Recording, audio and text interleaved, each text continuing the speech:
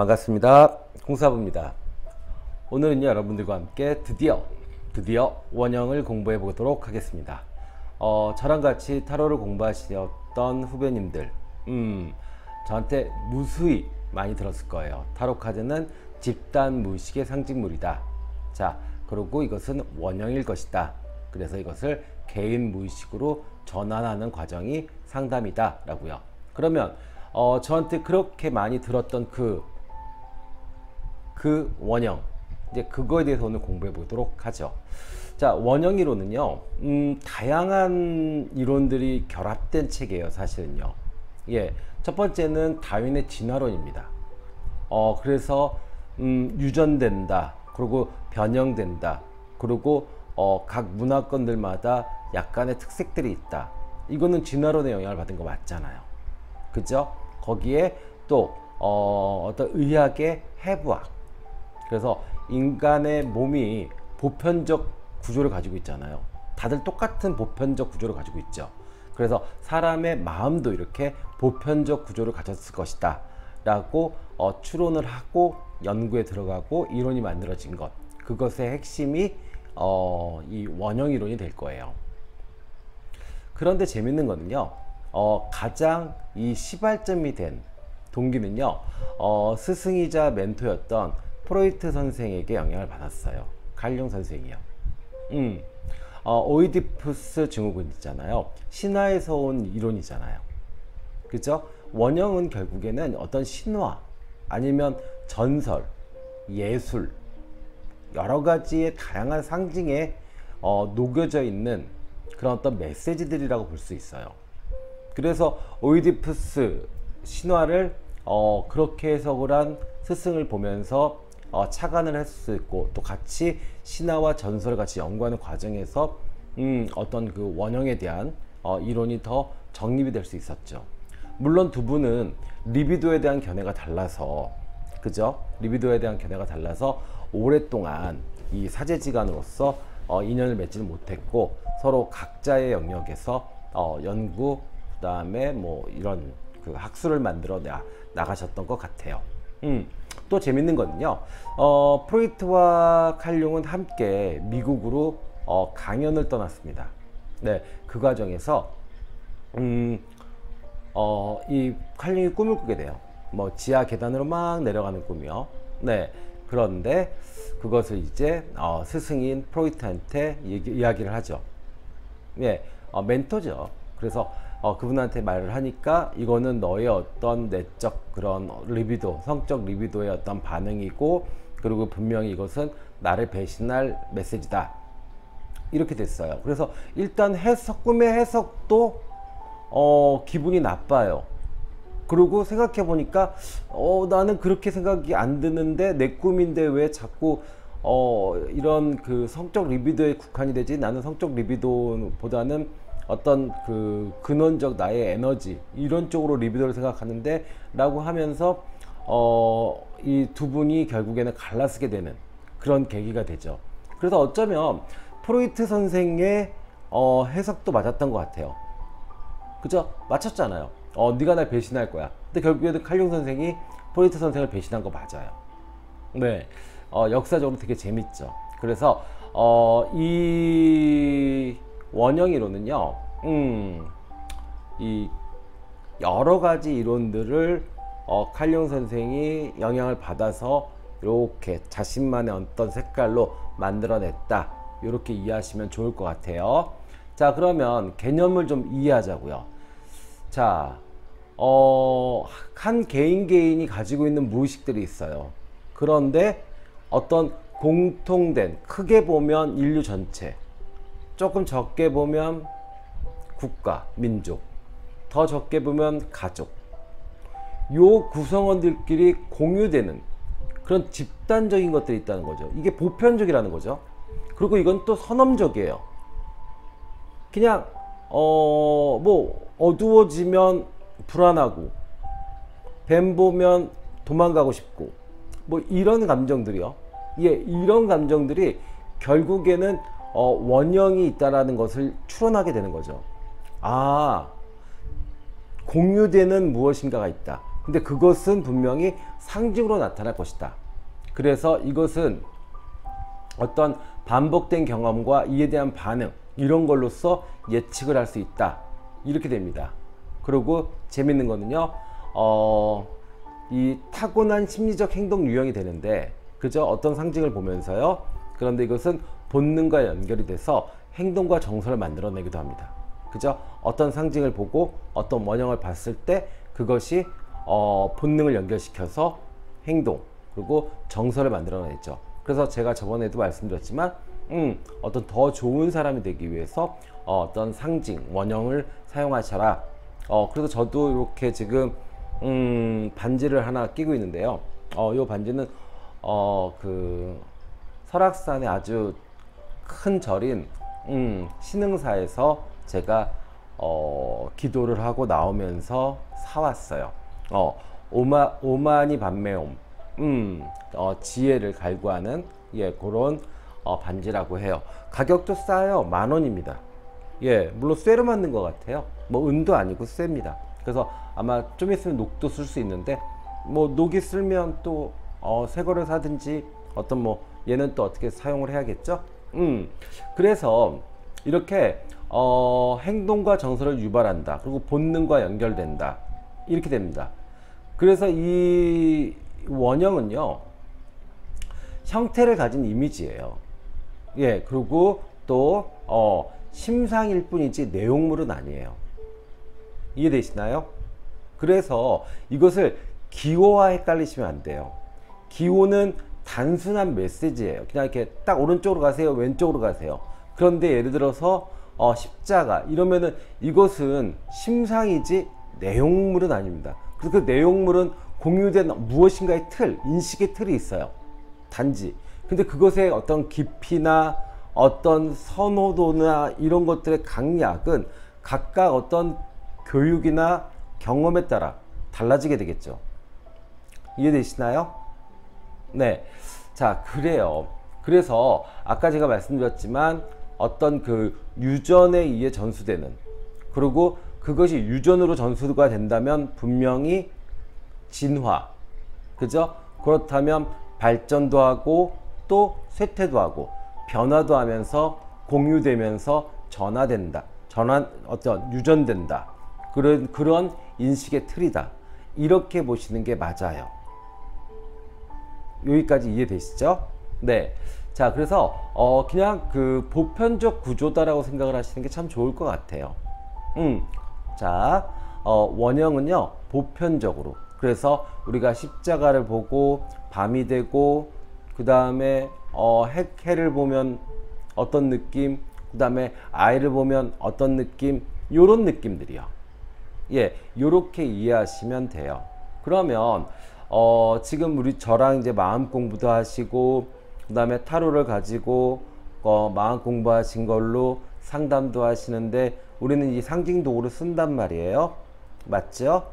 그러면 우리는 그럼 이 원형에 대한 것을 어떻게 공부를 해야 되는 것이냐. 지금 보시면 마르세유 카드가 나와 있고요. 하나는 유니버셜 카드가 나와 있습니다.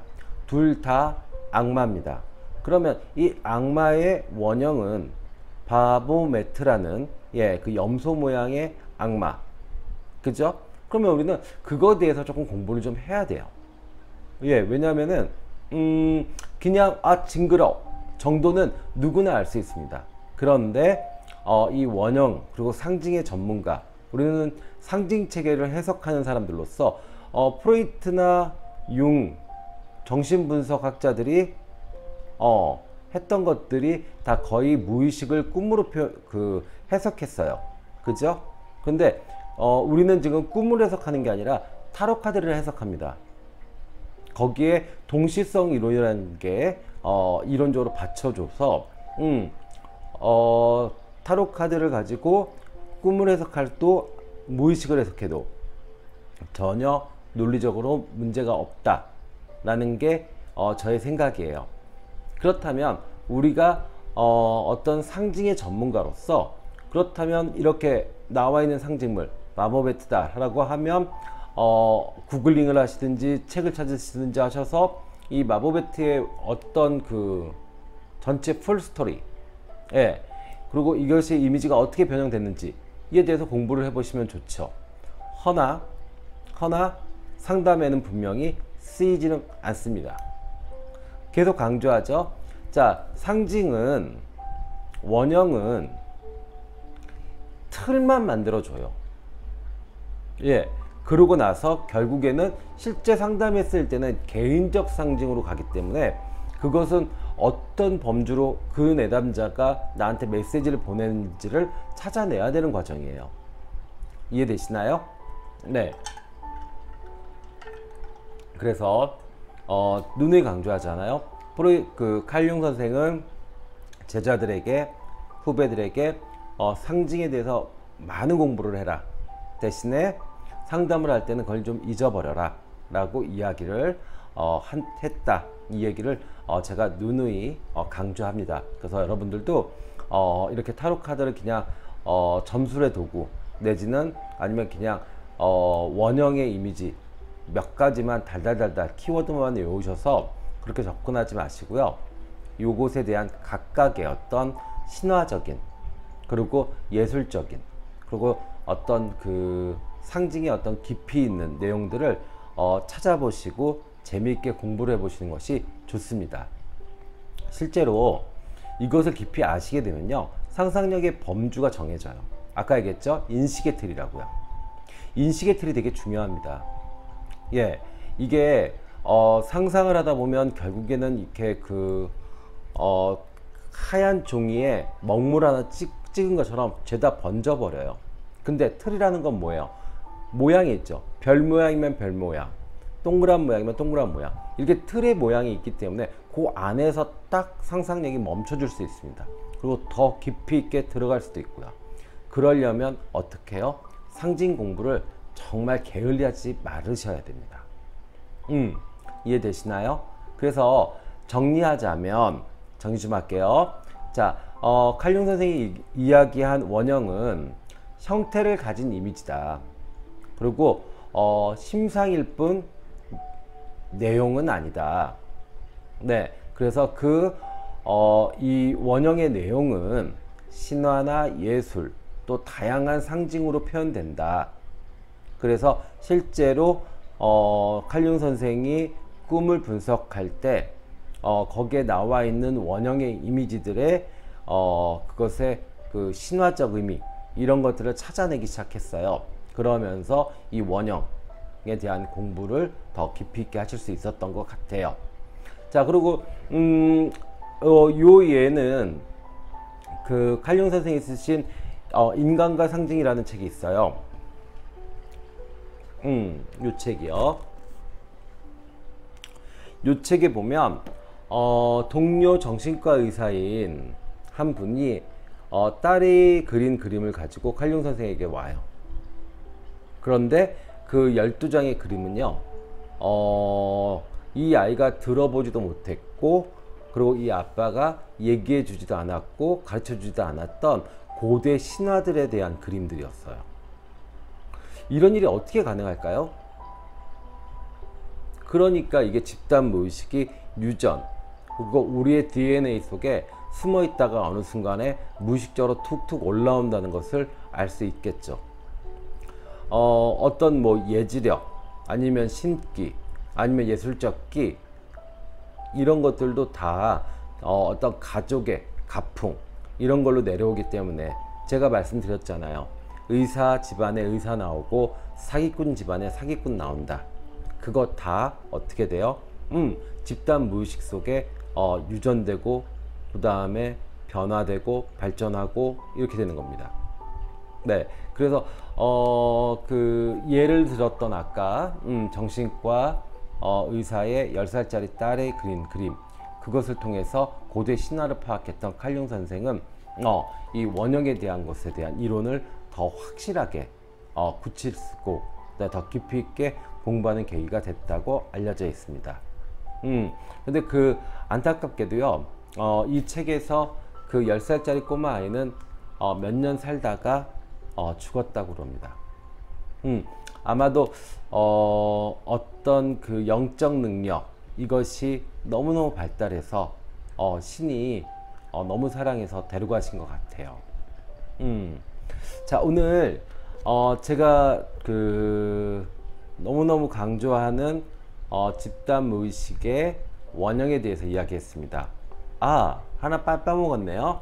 자, 집단 무의식을요, 페르소나, 아니마, 아니무스, 그림자, 자기, 요렇게 5가지로 표현된다 라는 이론도 있습니다.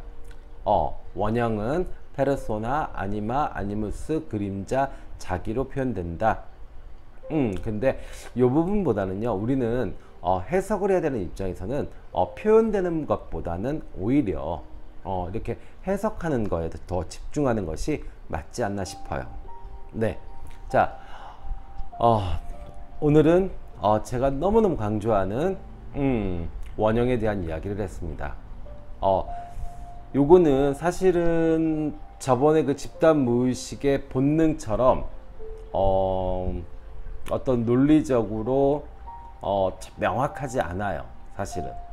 네, 그래서 논쟁거리가 참 많은 부분 중에 하나입니다. 뭐 칼융 선생 자체가 논쟁거리를 많이 던져주시고 또 그것을 검증하려고 노력하시기도 하셨고 했죠.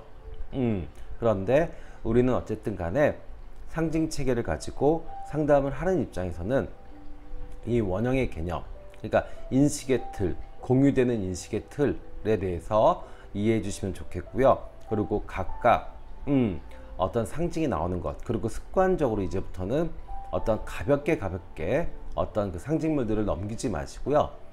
조금씩 한 발 한 발 상징물에 더 들어가시게 되면 그 어떤 원형에 대한 개념이라든지 아니면 어떤 상담에 쓰일 때 개인 무의식으로 전환시키는 힘이 더 강해지실 겁니다.